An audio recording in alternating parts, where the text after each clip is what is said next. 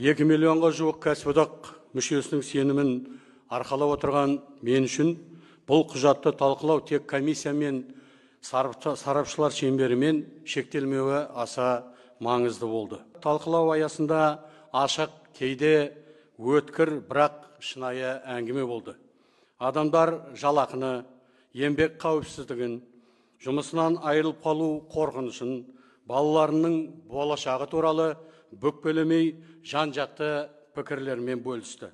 Осы талқылаулар нәтижесінде Кәсіподақтар Федерациясы жаңа конституция жобасын мазмұны жағынан қолдады.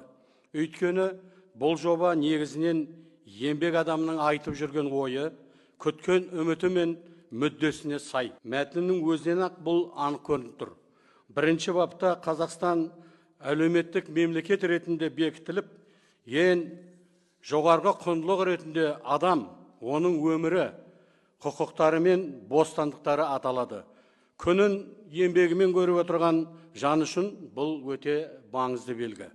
Мемлекет есеппен көрсеткіш емес, таңнан кешке дейін еңбек етіп, елдің берекесін ұстап тұрған адамға сүйеніп құрылатынын айқын жеткізетін ұғым. Еңбек енді адамның жеке тәуекелі емес, лайықты өмірдің тірегі ретінде таңылады.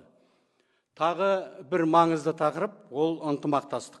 Жобада ол өзінің шынайы мәніне қайта оралады. Бар ауыртпалықты жұмысшының мойнына іле салу емес, бір жақты талап қоюда емес. Бұл мүдделердің әділ тепе-теңдігі, мемлекет, бизнес және еңбек арасындағы ынтымақтастығы. Мемлекет бұл үдерісте белсенді тарап болып, адамдардың өмір сүру жағдайы үшін жауапкершілік алады. Ал еңбек адам үшін бұл ертеңгі күнге деген сенім, өзгерістен үрейленбей алға басу деген сөз.